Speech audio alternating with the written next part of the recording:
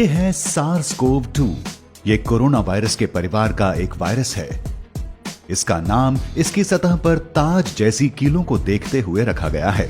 SARS-CoV-2 से कोविड-19 बीमारी हो सकती है, जिसका मतलब है कोरोना वायरस 2019। ये एक फैलने वाला वायरल संक्रमण है जो मुख्य रूप से हमारे गले और फेफड़ों को प्रभावित करता है। जब आप कोरोना वायरस के संपर्क में आते हैं तो आपके शरीर में क्या होता है? आखिर कैसे आपके शरीर में निमोनिया पनपने लगता है?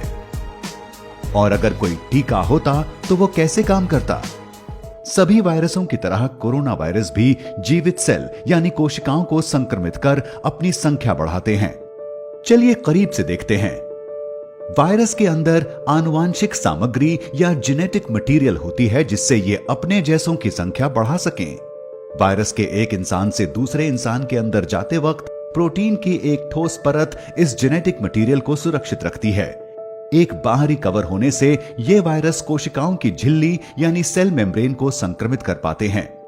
इस बाहरी कवर के अंदर से प्रोटीन के कणों की कीलें निकली होती हैं। कोरोना वायरस के लिए ये कीलें यहां दिख रही कीलों से कहीं ज्यादा बड़ी होती हैं। लेकिन किसी आम इन्फ्लुएंजा का वायरस और ये नया वायरस दोनों ही अपनी इन कीलों का इस्तेमाल एक चाबी की तरह करते हैं और आपके शरीर की कोशिकाओं में घुस आते हैं।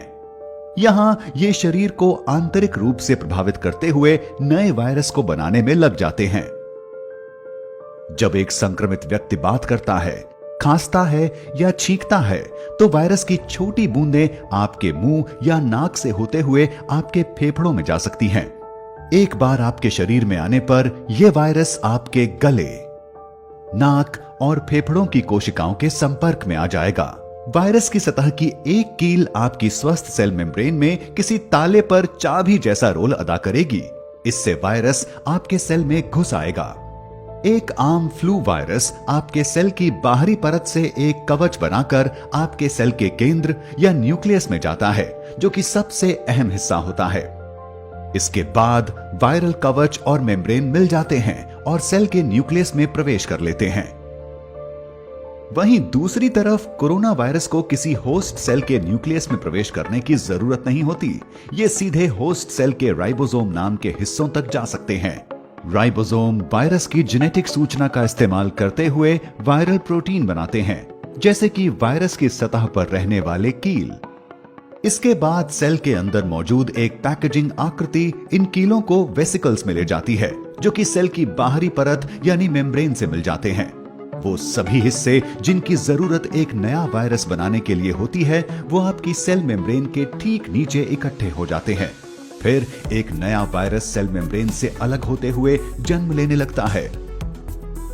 अब जब ये वायरस आपके शरीर में फैल रहा होता है तो कैसे आपको निमोनिया के लक्षण महसूस होने लगते हैं? इसके लिए हमें आपके फेफड़ों को देखना होगा। हमारे दोनों फेफड़ों में अलग अलग सेक्शंस होते हैं जिन्हें लोब कहा जा सकता है। आमतौर पर जब आप सांस लेते हैं तो हवा आपकी सांस की नली में आराम से घुसती है, जहां से ये बड़ी नलियों या ब्रोंकाई में जाती है और फिर पतली नलियों या ब्रोंकियोल्स में जाकर छोटी थैली जैसे आकार की एल्वियोलाई में जाती हैं। आपकी सांस का रास्ता और ये थैलियां लचीली होती हैं। जब आप सांस अंदर लेते हैं तो ये छोटे गुब्बारे की तरह फूलती हैं और जब आप सांस छोड़ते हैं तो ये पिचकती हैं। आपकी एल्वियोलाई के इर्द गिर्द खून की छोटी नलियां होती हैं। जो हवा आप अंदर लेते हैं उसका ऑक्सीजन आपकी खून की नलियों में जाता है। फिर आपके शरीर का कार्बन डाइऑक्साइड आपकी नलियों से निकलता है ताकि आपके सांस छोड़ने पर आपके फेफड़ों से ये बाहर निकल सके। आपकी सांस के रास्ते के ज्यादातर कीटाणु सांस की नली के अंदर मौजूद बलगम अपनी ओर खींच लेता है। एक स्वस्थ शरीर में बालों जैसे दिखने वाले सिलिया से ढकी नलियां ज्यादातर इस बलगम और कीटाणुओं को सांस के रास्ते बाहर फेंकती रहती हैं, जिससे आपको खांसी आती है। आमतौर पर आपका रोगों से लड़ने वाला सिस्टम उन वायरस और कीटाणुओं पर हमला करता है जो म्यूकस को पार कर आपकी एल्वियोलाई तक पहुंच जाते हैं। हालांकि अगर आपका रोगों से लड़ने वाला सिस्टम कमजोर हो गया है, जैसा कि कोरोना वायरस के मामले में हो जाता है, तो ये वायरस उन लड़ाकू सेलों को हरा देंगे और आपके ब्रोंकियोल्स और एल्वियोलाई में जलन महसूस होगी, क्योंकि आपका सिस्टम बढ़ते हुए वायरस से लड़ रहा होगा। इस जलन से आपके फेफड़ों में पानी जैसा भरने लगेगा, जिससे आपके शरीर के लिए जरूरत जितना ऑक्सीजन लेना मुश्किल हो जाएगा। आपको लोबार निमोनिया हो सकता है, जहां आपके फेफड़ों पर लोब का असर होता है, या आपको ब्रोंको निमोनिया हो सकता है, जिससे आपके फेफड़ों के कई हिस्सों पर असर पड़ेगा। निमोनिया से सांस लेने में तकलीफ हो सकती है, सीने में दर्द, खांसी, बुखार, ठंड लगना, सर दर्द, बदन दर्द और थकान जैसे लक्षण हो सकते हैं। इससे और गंभीर समस्याएं भी आ सकती हैं। जब सांस लेने में बहुत ज्यादा परेशानी हो तो सांस न आने का खतरा बढ़ सकता है, जहां आपको वेंटिलेटर नाम की एक मशीन पर निर्भर होना पड़ेगा। ये वो मशीनें हैं जो जानें बचा सकती हैं, और इस वक्त इसे बनाने वाली कंपनियां इनका उत्पादन तेजी से बढ़ा रही हैं। आप में ये लक्षण दिखेंगे या नहीं, ये कई बातों पर निर्भर करता है, जैसे कि आपकी उम्र या ये कि आपका स्वास्थ्य पहले से ठीक था या नहीं। जहां ये सब सुनने में डरावना है, वहीं एक सुकून की बात यह भी है कि कोरोना वायरस का टीका बनाने के लिए तेजी से कोशिशें जारी हैं। दूसरे कोरोना वायरस पर शोध से कई जानकार ये मानते हैं कि वो लोग जो SARS-CoV-2 के संक्रमण से ठीक हो चुके हैं, वो दोबारा संक्रमण से सुरक्षित हो सकते हैं। लेकिन ये धारणा बनाने के लिए सबूतों की जरूरत होगी, और शोध से ऐसा नहीं दिखाई देता। कोरोना वायरस के खिलाफ एक संभावित टीके को लेकर कई तरह की अटकलें हैं। इसमें एक आम धारणा यह है कि अगर इसी वायरस के कमजोर वर्जन के टीके लगाए जाएंगे तो इससे ये वैक्सीन आपके शरीर को इस वायरस से लड़ना भी सिखा देगी, और ये इतना कमजोर होगा कि आप इससे प्रभावित भी नहीं होंगे। कुछ ही हफ्तों में रोगों से लड़ने वाले आपके सिस्टम में मौजूद सेल एंटीबॉडी बना लेंगे, जो कि कोरोना वायरस या इनके कीलों के आकार वाले प्रोटीन से लड़ने में कारगर होंगे।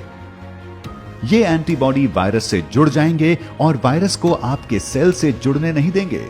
आपका इम्यून सिस्टम इसके बाद इन एंटीबॉडी से मिलने वाले सिग्नलों के जरिए वायरस से जीतने लगेगा।